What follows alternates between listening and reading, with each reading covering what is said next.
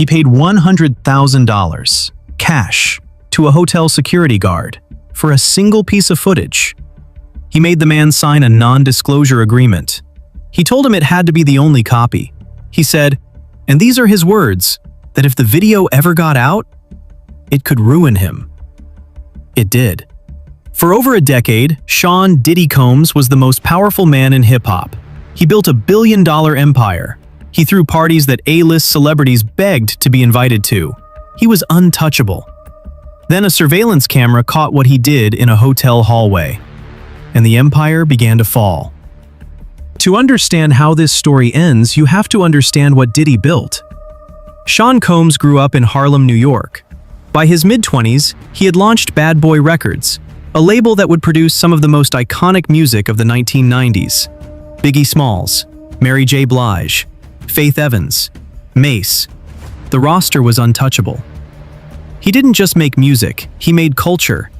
He had his own fashion line, Sean John, a vodka brand deal with Ciroc worth hundreds of millions. He hosted annual white parties in the Hamptons, invite-only events where the biggest names in entertainment, sports, and business showed up. To the outside world, Diddy was the definition of black excellence, a self-made mogul, a cultural icon. But federal prosecutors would later allege that behind the empire was something else entirely. They alleged that Combs had been running what they described as a criminal enterprise, one built not just on music and money, but on control, violence, and fear. The first crack appeared in November 2023. That's when singer Cassie Ventura filed a federal lawsuit against him. Cassie Ventura was 19 years old when she met Sean Combs. She had just signed a 10-album deal with his Bad Boy Records label. She was young, ambitious, and at the start of what should have been a remarkable career. What followed, according to her own testimony under oath in a federal courtroom, was a decade of abuse she described as inescapable. She testified that Combs began orchestrating what he called freak-offs, his term for drug-fueled sexual encounters in which he forced her to participate with male sex workers he hired, while he directed and filmed everything. She told the court these encounters sometimes lasted days, that she would need IV fluids to recover, massages, a personal chef to help her body come back to normal. She described the emotional toll with one sentence that stayed with the courtroom. She said, after the encounter she felt, quote, just really empty, just gross. She said she felt like she had done her job. And she testified that she couldn't say no, because Combs had filmed everything, and he used those videos as blackmail, threatening to release them publicly if she tried to leave, if she dated anyone else, if she didn't comply. I feared for my career. I feared for my family. It's just embarrassing. It's horrible and disgusting. No one should do that to anyone. Cassie's lawsuit was settled within 24 hours of being filed, for $20 million, a number she revealed publicly for the first time on the witness stand. But the settlement didn't stop what came next. March 5, 2016. InterContinental Hotel, Century City, Los Angeles. Cassie was leaving one of the freak-offs. The encounter had turned violent. She would later testify that Combs had hit her during it, and she grabbed her bags and tried to leave. A hallway security camera was rolling.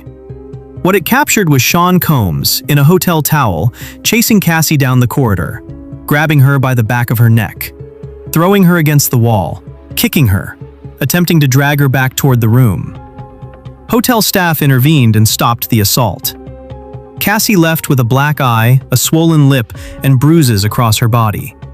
She had a major movie premiere in the coming days. When police arrived after a friend called them, she declined to identify who had done it. The officers left. And then Sean Combs went to work on that tape. According to court testimony from hotel security worker Eddie Garcia, who testified nervously, visibly shaken in a packed Manhattan courtroom, Combs paid him $100,000 in cash for what Combs was told was the only copy of the footage. Garcia testified that Combs told him it had to be the only copy, that he didn't want it getting out, that Combs admitted to him directly it could ruin him if it went public. Everyone signed NDAs. But it wasn't the only copy. A responding officer, now with the LAPD, testified that he had filmed part of the incident on his personal phone to prove to his wife that it had actually happened. He came back to work a few days later. The hotel's footage was gone. 8 years later, in May 2024, CNN obtained the video and published it. The world watched.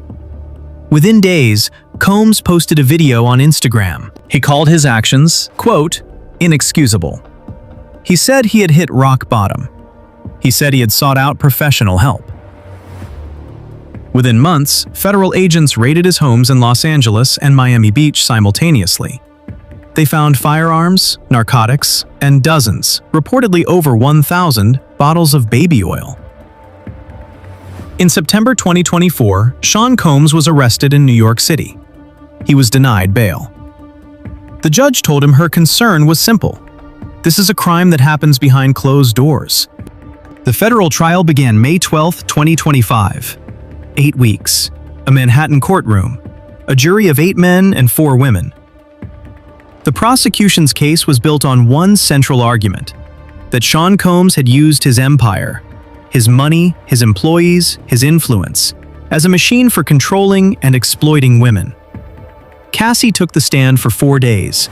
She testified about hundreds of freak-off encounters over a decade, identifying male escorts in court photos, describing the dark hotel rooms, the baby oil, the filming, the recovery that sometimes required IV drips. She described Combs as obsessed with control. Jane, a second woman who testified anonymously to protect her identity, told the court that Combs had held financial control over her life, paying her rent. That during a fight in 2023, he kicked down the doors of her home and forced her into a freak-off the same night. Rapper Kid Cudi took the stand. He testified that while he was briefly dating Cassie in 2011, Combs broke into his Los Angeles home. His dog was locked in the bathroom. Gifts he had bought for his family had been opened. In February 2012, his car caught fire in his driveway. The defense called no witnesses.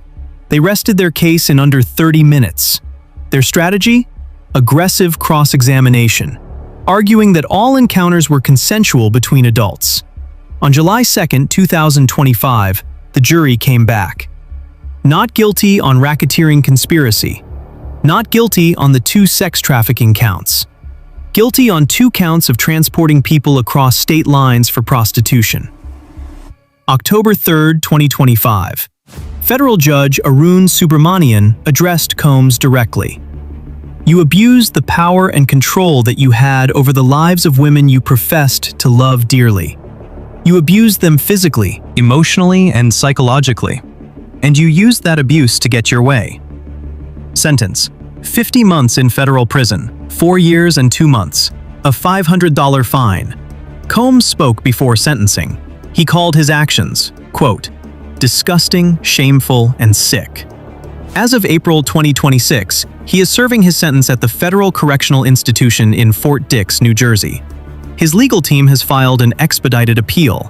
His expected release date, if the conviction stands, is May 2028. He paid $100,000 for a tape he believed would stay buried.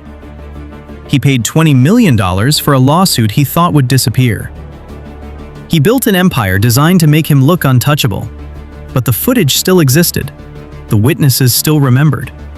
And the women who had spent years being told no one would believe them eventually found a courtroom that did. Cassie Ventura finished her 4 days of testimony. Outside the courthouse, her attorney read a statement on her behalf.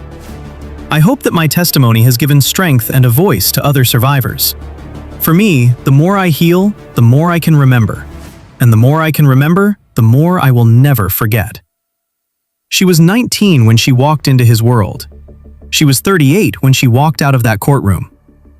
If this case affected you, or if you know someone experiencing abuse in a relationship, the National Domestic Violence Hotline is available at 1-800-7997-233. Subscribe, and we'll see you in the next file.